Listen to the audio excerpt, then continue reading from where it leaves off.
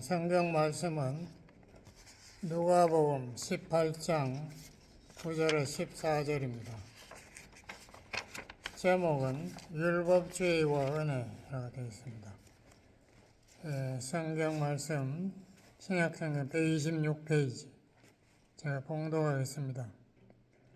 또 자기를 의롭다고 믿고 다른 사람을 멸시하는 자들에게 이 비유로 말씀하시되, 두 사람이 기도하러 성전에 올라가니 하나는 바리새인이요 하나는 세리라. 바리새인은 서서 따로 기도하여 가로되, 하나님이여, 나는 다른 사람들과 토색, 불의, 간음을 하는 자들과 같지 아니하고 이 세리와도 같지 아니함을 감사하나이다. 나는 일회에 2번씩 금식하고 또 소득의 11조를 드리나이다 하고, 세리는 멀리 서서 감히 눈을 들어 하늘을 우러러 보지도 못하고 다만 가슴을 치며 가로되, 하나님이여 불쌍히 여기옵소서, 나는 죄인이로소이다 하였느니라. 내가 너희에게 이르노니 이 사람이 저보다 더 의롭다 하심을 받고 집에 내려갔느니라. 무릇 자기를 높이는 자는 낮아지고 자기를 낮추는 자는 높아지리라 하시니라. 아멘. 이 말씀은 우리가 많이 읽은 말씀입니다. 근데 제가 이 말씀을 다시 또 읽은 이유가 우리 한국 교회에는 이 율법주의가 아주 팽배해 있어요. 너무나 대부분의 교회가 율법주의를 잘못 따르고 있습니다. 그래서 이거를 완전히 우리가 확실하게 성경 말씀 안에서 정돈을 해야 그 다음에 은혜라는 것을 깨달을 수가 있기 때문에 이것도 말씀을 좀 나눠서 오늘은 방대하게 율법 전체에 대해서 제가 한번 다뤄보겠습니다. 성경에서 역사적으로도 그렇지만 성경에서 율법을 가장 열심히 지킨 사람들은 바리새인들이에요. 바리새인들 중에 특히 율법을 가르친 사람은 서기관이라 이렇게 말하죠. 율법을 그렇게 열심히 지킨 사람들이 예수님과 왜 원수가 되었고 예수님은 바리새인들을 위선자라고 계속 공격했는가? 이것을 우리가 깨닫지 못하면 우리도 또 율법 계명들을 열심히 지키는 바리새인의 잘못된 전철을 밟을 수밖에 없습니다. 예수님께서 율법 전체의 정신 혹은 율법 전체를 요약한 말씀을 마태복음 22장 37절 38절에서 말씀하셨습니다. 읽어보겠습니다. 선생님이 율법 중에 어느 계명이 크니까? 예수께서 가라사대, 내 마음을 다하고 목숨을 다하고 뜻을 다하여 주 너희 하나님을 사랑하라 하셨으니 이것이 크고 첫째 되는 계명이요 둘째는 그와 같으니 내 이웃을 내 몸과 같이 사랑하라 하셨으니 이 두 계명이 온 율법과 선지자의 강령이니라. 그러니까 율법과 선지자는 구약의 모든 말씀, 구약 성경 율법과 선지자, 구약 성경이 이 두 말씀에 매달려 있다. 뭐 그런 뜻입니다. 성경을 요약하면 그렇게 된다는 거죠. 또 마태복음 23장, 그 다음 장 제가 읽어보겠습니다. 23절에 보면은 예수님께서 이 바리새인들을 공격하면서 하신 말입니다. 화 있을진저 외식하는, 겉으로만 잘 믿는 척 하면서 속으로는 거짓을 가득 차 있는 외식하는 서기관들과 바리새인들이여, 너희가 박하와 해양과 건채, 이건 채소의 향기를 내게 하는 채소들이죠. 채소의 11조를 드리되 율법의 더 중한 바, 율법에도 더 중요한 게 있고 덜 중요한 게 있습니다. 그런데 예수님은 더 중요한 거, 의와 인과 신은 버렸도다. 더 중요한 것부터 지켜야 될 거 아니에요. 그러나 이것도 행하고 저것도 버리지 말아야 할지니라. 그래서 구약 성경에 보면은 대표적으로 구약을 요약한 세 구절이 있습니다. 그게 바로 이 의라는 것은 바르다는 정의, 인이라는 말은 어려운 말인데요. 긍휼, 자비 혹은 사랑이라고 이렇게 해석할 수 있는 중국말입니다. 그걸 왜 인을 여기다가 이렇게 써놨는지 모르겠어요. 의와 사랑과 신이라고 하면 좋겠는데, 그 다음에 신은 하나님의 성품, 신실함, 변치않음 뭐 이런 뜻입니다. 약속을 지키는 것. 그게 더 중요하다. 하나님의 성품은 이 의인신 이 세 가지에 비추는데요. 이 세 가지를 이야기한 것이 아모스 5장 24절에도 있고 미가서 6장 6절에서 8절에도 있어요. 거기에 보면 의라고 하지 않고 공의라고 해요. 똑같은 말 공의. 인 대신에 사랑하라. 그리고 신이라는 말보다도 겸손히 행하라. 뭐 이렇게 세 가지를 성경의 요약으로 내세웠고요. 호세아 6장 6절은 하나님이 말씀하신 것이죠. 내가 너희 제사 싫다. 형식만 갖춘 그 제사 지겹다. 제사보다 인애라는 것은 사랑이죠. 사랑부터 실천하라. 라고 이렇게 호세아 6장 6절이 우리에게 명령하고 있습니다. 그래서 이 계명을 잘 지킨 바리새인들은 예수님이 지적했습니다. 먼저 이 율법의 가장 중요한 그러니까 정직함, 인, 사랑, 그리고 신, 약속을 지키는 신실성. 이 세 가지는 다 빼먹고 너희들이 조그마한 채소의 11조를 바치는 그런 신앙은 바로 엉터리다. 그거를 예수님이 이제 지적하는 거죠. 구약의 계명은 몇 개가 있다. 성경 사전 찾아보면 613개가 있다라고 되어 있습니다. 613개 중에 한 3분의 1을 하라고 3분의 2는 하지 마라 이렇게 나오고 있습니다. 그리고 계명 외에도 또 성경 가르치는 아까 그 서기관이나 이런 사람들이 성경 해석을 무진장 많이 해놨어요. 그 전통적으로 내려오는 성경 해석들, 그걸 전통, 영어로 tradition, 전통, 그거를 가지고 이제 뭐 또 책을 또 엄청나게 많이 써놨죠. 그러니까 이 계명만 공부하려도 평생 걸리는 거예요. 그런데 보면 뭐 안식일 날 닭이 낳은 계란을 먹어도 되나 안 되나 뭐 이런 것들 한참 논의해놨다고요. 안식일 날 닭이 이랬다는 거 먹으면 안 된다는 거.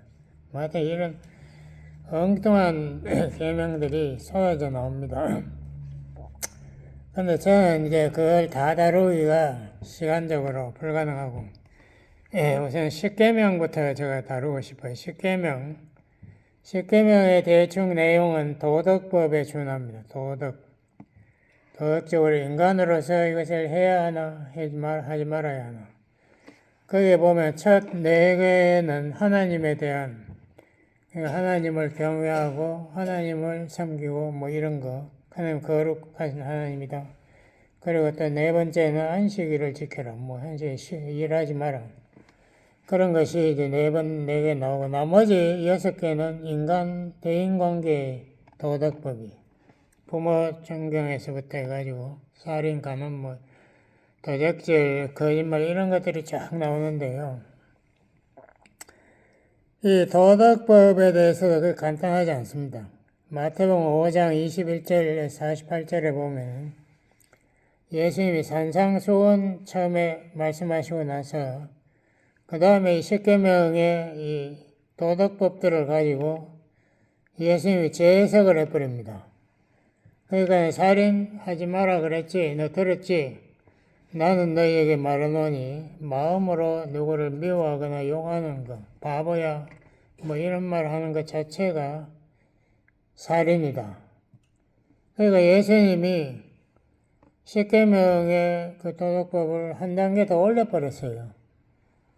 그러니까 십계명에 의하면 칼로 누구를 돌로 쳐서 죽이지 않다며 살인죄는 아닌데, 예수님은 너 누구 뒤에서 그 사람을 미워하고 욕하고 저주했지, 그거 다 살인죄, 지옥 간다.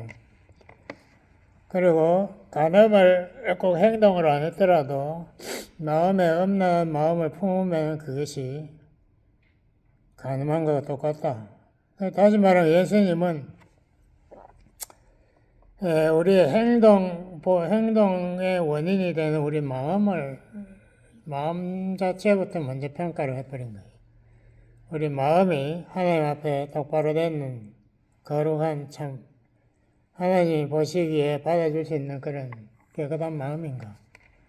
마음 자체가 더러운데 행동만 뭐 어떻게 제주껏 피해가지고 살인 안 하고 간음 안 하고 살았다고 해서 도둑질 안 하고 살았다고 해서 십계명을 지킨 게 아니다. 예.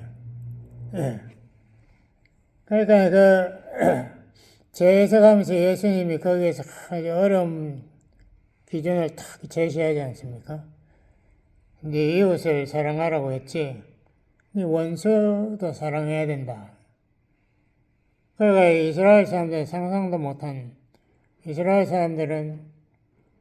사람들끼리에도 거기 이방인이 있으면 사랑 안 하고 이렇게 인종차별을 했는데, 거기에서 사마리아인은 또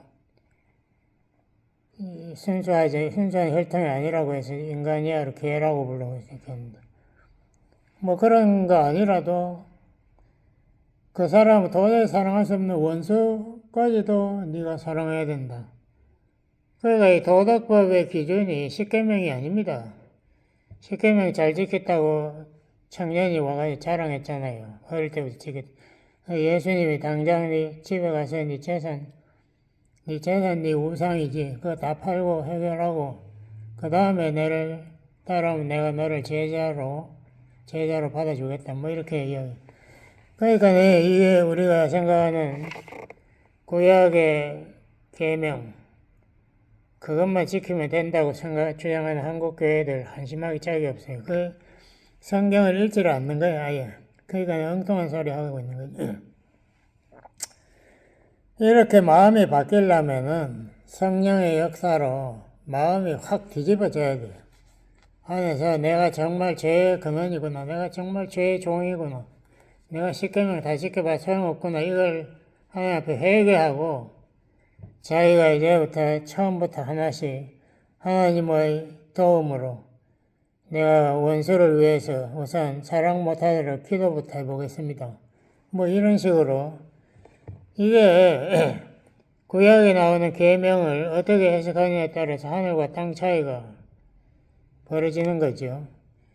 그리고 마태복음 6장에 보면 그 전부 외식하는 것들, 그 사람들 전부 공격하잖아요.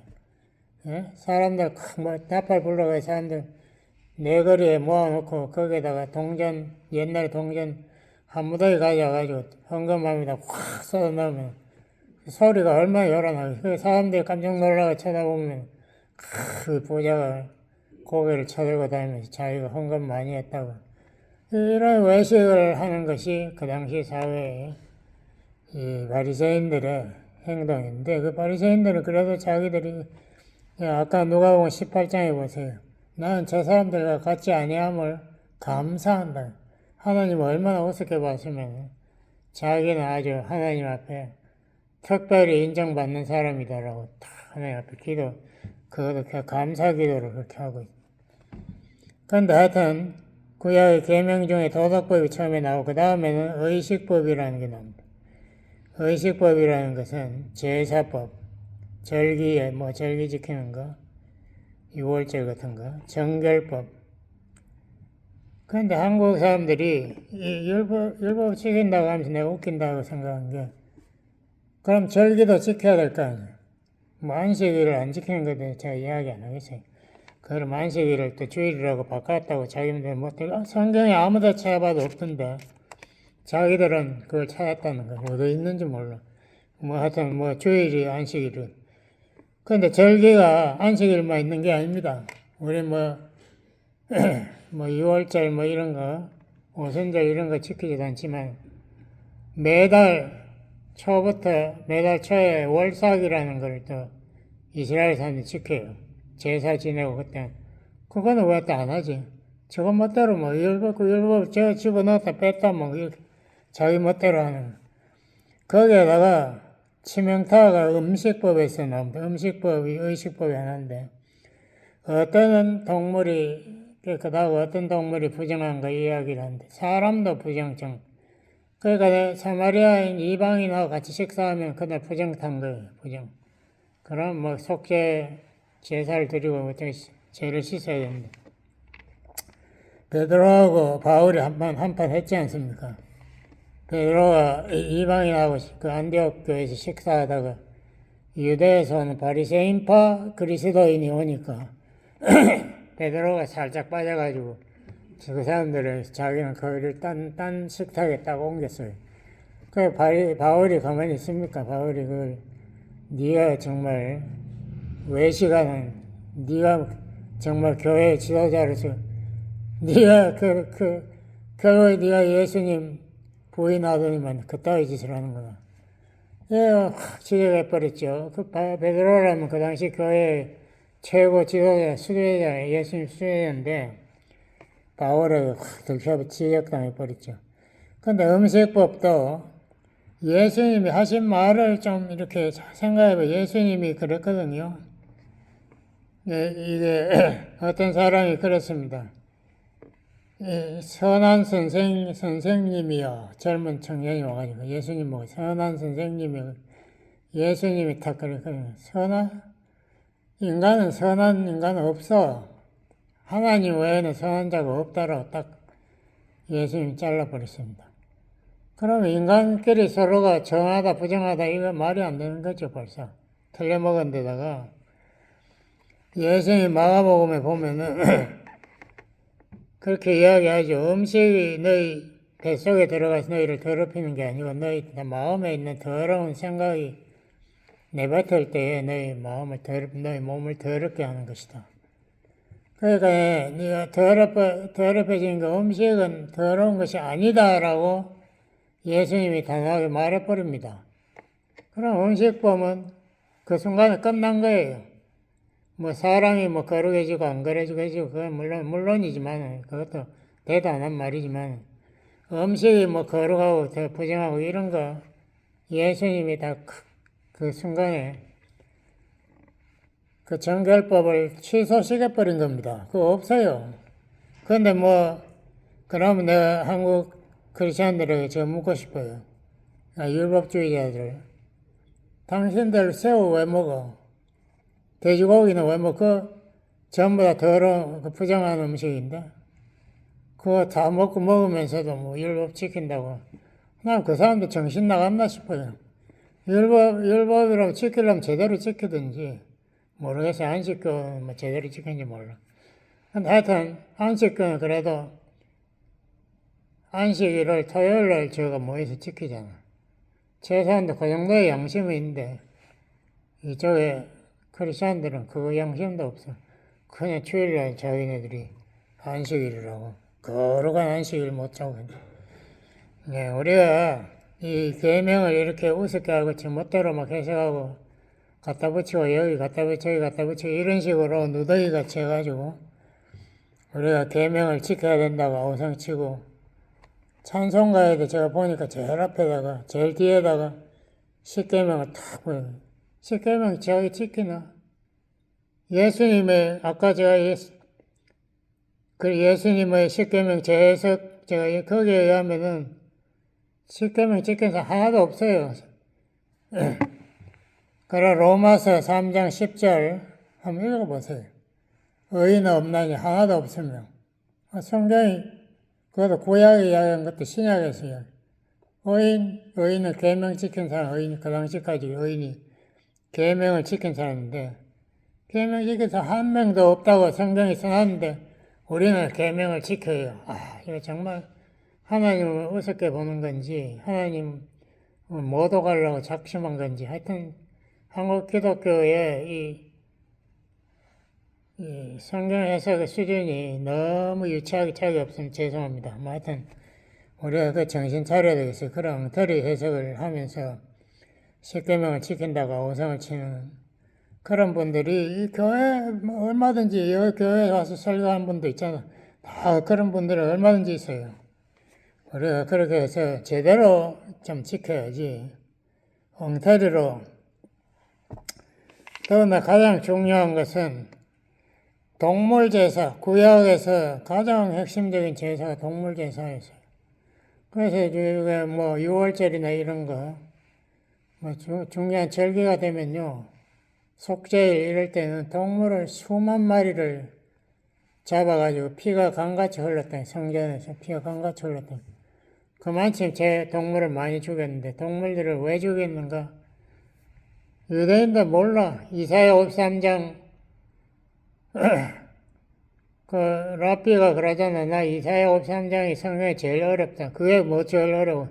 그 앞으로 메시아가 와서 우리 죄를 위해서 자기가 희생하겠다는 건데 뭐 어려워 그걸. 그걸 자기는 도저히 해석을 못하겠다. 그 유명한 유대인 랍비가 그렇게 책을 썼더라고요. 그거 정말 너무 기가 막히는 거죠.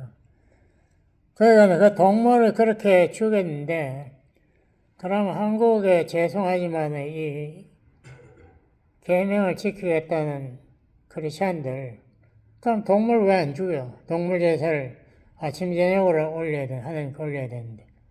한 번도 동물 죽인 적도 없는, 몰라도 닭이나 한 마리 잡았는지 몰라도 그렇게 해가면서 하나님 앞에 뭐 깍꿍하는 식으로 엉터리로 거룩거룩만 외치면 되나요? 우리 하나님이 그렇게 유치한 수준의 하나님 아니다 이거. 우리는 율법을 왜 지킬 수 없는가? 로마 3장 10절에 분명히 나오잖아.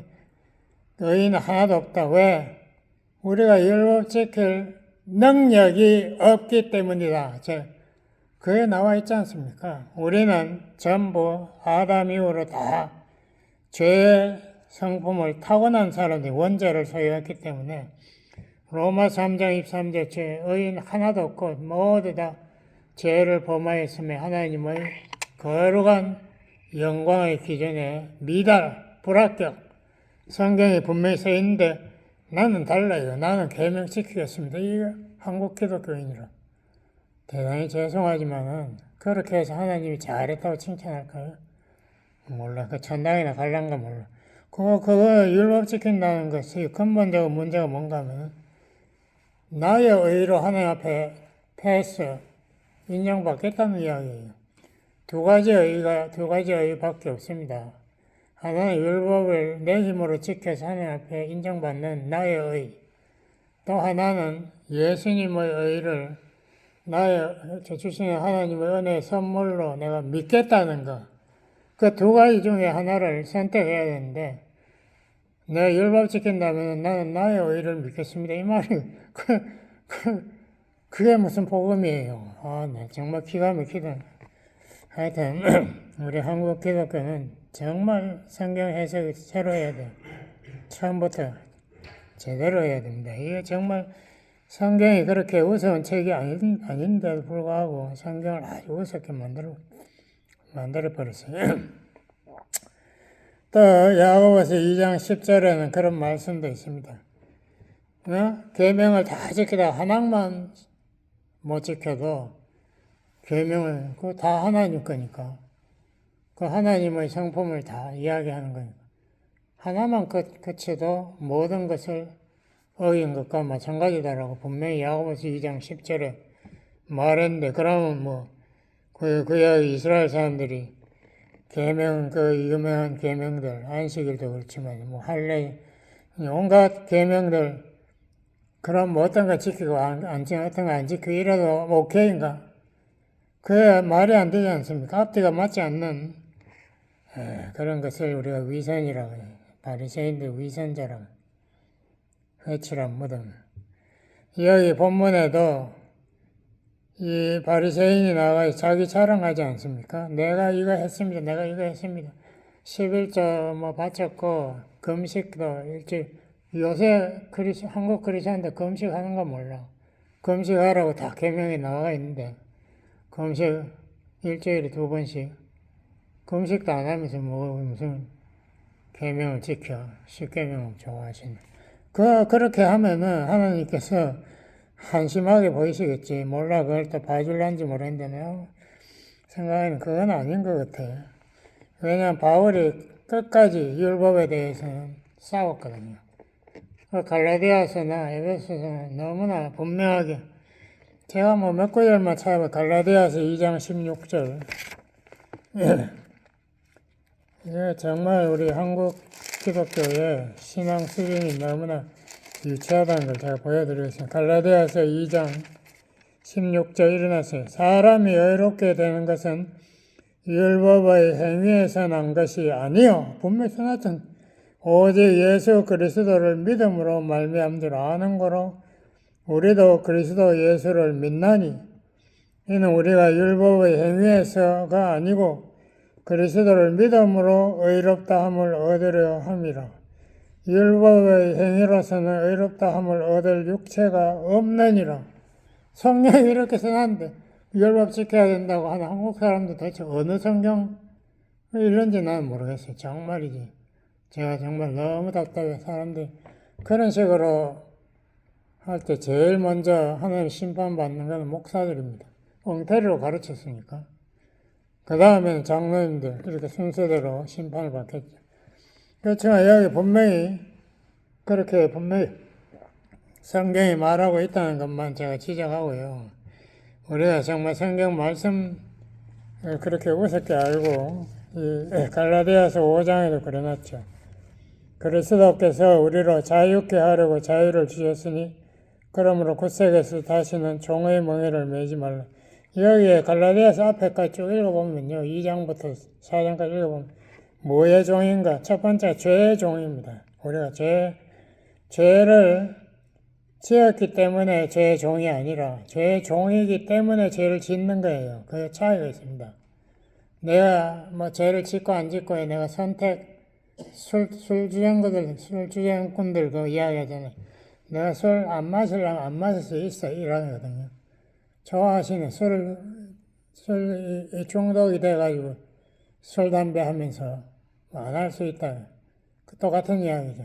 그거 다 대단한데 여기 예수님이 우리에게 무슨 자유를 주셨나? 종의 멍에를 매지 말라. 보라, 나 바울은 너희에게 말하노니 너희가 만일 할례를 받으면 그리스도께서 너희에게 아무 유익이 없으리라. 그 율법의 첫 번째 요구가 할례. 근데 뭐 한국 그리스도인들 전부 할례 받았나? 그것도 아닌 것 같아.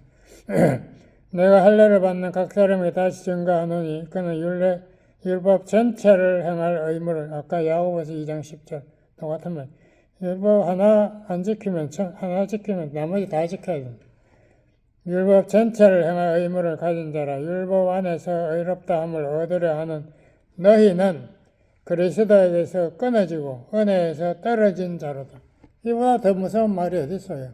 그런데 한국 사람들 율법 계명, 십계명 시킨다고 큰 소리 방방 친다고. 그럼 은혜에서 떨어져도 좋다는 말인가? 정말 너무 기가 막혀. 우리가 성령으로 믿음을 쫓아 의의 소망을 기다리노니. 그럼 성령 필요 없잖아. 내가 다 하는데. 성령이 오신 것은 내가 못하니까 오신 겁니다. 내가 죄에 밤낮 패배하니까 성령이 오셔서 나를 도와서 죄에 승리하게 나를 변화시키려고 새 마음을 주시려고 내 안에 오신 거예요. 그런데 성령의 소망을 기다리노니 그리스도 예수 안에서는 할례나 무할례는 효력이 없대. 사랑으로서 역사하는 믿음뿐이니라. 예수 믿는 자에게는 할례나 무할례 율법이 아무 효력이 없다. 그러니까 바울이 그런 말 많이 하요. 갈라디아서 5장에도 율법 필요 없다는 말을 뒤에 또 나와요. 뭐 제가 또 그만 읽고 뭐 대충 그렇게 하면 여러분 대충 아시리라고 저는 생각합니다. 뭐 아직 바보가 아닌다면 그 정도 이야기하면 알아듣죠. 그리고 여기서 우리가 죄의 노예에서 우리가 죄의 종에서 해방되었다는 거 제가 이야기했지만 더 중요한 거는 그 4장 갈라디아 4장의 율법에 대해서 쭉 이야기해요. 율법의 종. 우리가 율법의 종에서 또한 해방되었다라고 분명히 말하고 있습니다. 여러분 상식적으로 생각해 보세요. 신약 성경 전체를 놓고 신약 성경 어디에서 십계명 지키라는 말 한마디라도 있습니까? 찾으신 분은 저한테 갖다 주세요. 제가 큰절을 하겠습니다. 없어요, 그런 말. 아니, 왜 신약 성경은 구약에서 생명같이 여긴 십계명을 지키라는 말 한마디도 없어요. 이거 좀 이상하다는 생각 안 들어요? 머리가 좀 정상으로 돌아간 사람이라면 그 정도는 상식적으로 생각해야죠. 뭔가가 잘못됐구나. 아니, 내가 생각한 게 달렸거나, 안 그러면 한국 기독교가 틀렸거나, 뭐 문제가 있는 거예요. 한국 기독교에 열매 맺는 거 보세요. 그냥 뭐 목사들이 모여가지고, 목사들요, 그 교회 회장 뽑는데, 거기 뇌물을 바치 20억 원을 바쳤더라고. 그 몇 년 전에, 지금 더 많이 바치겠지. 제 사촌이 그 회장이 한번 됐으니까 저한테 와서 이야기를 하더라고. 이렇게 한국 기독교 썩었다. 뭐지만 그 바친 게 전부 다 그렇게 한다. 부회장은 10억, 뭐 이런 돈이 다 정해져 있대. 그리고 목사들은 돈을 뿌려야 찍지, 안 그러면 안 찍는다. 이게 정말 기독교, 살아있는 기독교입니까? 정말 한국 기독교 힘이 없는 것이 그 이유가 다 있어요. 세상 사람들의 비난의 대상인 것이 이유가 있습니다.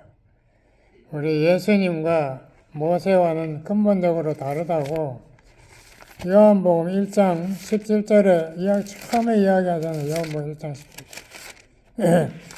제가 전에도 그 이야기 읽었는데 또 한번 읽겠습니다. 요한복음 1장 17절. 율법은 모세로 말미암아 주신 것이요 은혜와 진리는 예수 그리스도로 말미암아 온 것이라. 여러분, 요한복음 1장 17절 이걸 읽어보면 우리가 좀 이상하게 생각 안 해요? 그럼 모세한테는 은혜가 없나? 왜 예수님한테만 은혜가 있고 모세한테는 율법이 있네? 예수님은 왜 율법이 없어? 거기에 대한 이야기는 없어. 우리가 요한이 그렇게 바보가 아니에요. 요한이 제가 알기로는 복음서 중에서도 가장 핵심적인 내용을 찌르는 건 전부 요한복음이 다 있어요. 요한복음. 근데 요한이 여기에서 처음에 성육신 이야기 처음에 하고 나서 그 다음 당장 나오는 것이 율법은 모세로 말미암아 주신 것이요 은혜와 진리는 예수 그리스도로 말미암아 오신 것이라. 우리가 독생자 예수의 영광을 보니 은혜와 진리가 충만하더라. 그 율법이 충만하다는 말 없어요. 은혜와 진리가 충만하더라. 시간이 다 된 것 같은데 하여튼 어떻게 됐든 간에 제가 결론을 내려야 되는데요. 로마서 8장을 저는 한 100번을 읽었습니다. 로마서 8장을 이해를 해야 우리가 이 성화의 열쇠가 열립니다. 그만큼 로마서 8장은 중요해요. 갈라디아서 5장도 중요하지만 로마서 8장이 더 중요해요. 로마서 8장에 보면은 분명히 적어 놨습니다. 여기에서 내 마음속에 이제는 성령이 들어가셔야 됩니다. 성령이 주인이 되셔서 나를 하나님의 뜻, 하나님의 말씀으로 도와주셔야 우리가 이 죄의 종에서 벗어날 수 있다.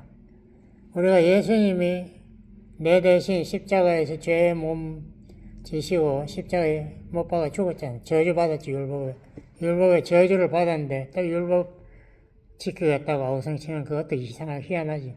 하여튼 율법을 저주를 받아서 우리에게서 율법의 저주에서 우리를 아까 갈라디아서 5장 우리를 자유케 했는데 그러면 이제 우리는 율법에서 해방받았으면 그 다음에는 우리는 누구의 도움을 받아야 하나? 인간은 연약하니까 우리가 로마서 8장은 분명히 이야기한 그 핵심적인 성령이 이제 들어와서 우리를 모든 저주와 저주와 모든 이 죄악에서 해방시키고 우리 성령께서 우리를 참 하나님의 뜻, 하나님의 생명의 길로 인도하신다. 로마서 8장을 여러분 잘 읽어보시죠. 그게 우리 진리의 핵심이 거기에 있습니다. 그러므로 우리 교회도 성령 충만해야 되겠다는 제가 주장을 하는 게 그래요. 성령의 도움을 받아야 우리가 이 세상에 온갖 사탄이 우리를 잡아먹으려고 하는 온갖 때로 몰려오는 유혹, 이 인간들의, 이 악귀 같은 인간들이 때로 몰려와서 우리를 죄로 유혹하는 이 모든 것을 이기고 우리가 예수님과 동행하는 믿음의 삶을 살 수 있지 않겠어요? 성령밖에 해답이 없습니다. 제가 그걸 제 경험도 했지만 제가 확신해요. 그러므로 우리가 거듭났을 때에 우리가 새로운 생명이 필요한 거예요. 옛날 엉터리 제 종의 생명이 나를 살릴 수 없습니다. 니고데모에 예수님 그랬잖아요. 네가 거듭나야 한다. 그러니까 성령으로 새 생명 받아서 우리가 하나님의 말씀을 순종하는 승리의 삶을 사시기 바랍니다. 기도하시겠습니다. 아버지 하나님 감사합니다. 우리 연약한 인간들을 위해서 구세주 되시는 예수님, 또한 그 구세주뿐만 아니라 우리의 마음에 내재하면서 우리를 죄악에서 승리하게, 우리를 참 진리의 길로 인도하신 성령님께서 우리와 내재하시고 동행하여 주심을 감사합니다. 우리 성도님들 다 성령 충만하여 늘 승리하며 하나님의 말씀을 삶에 실천하는 산제사 드리는 성도들 다 만들어주세요.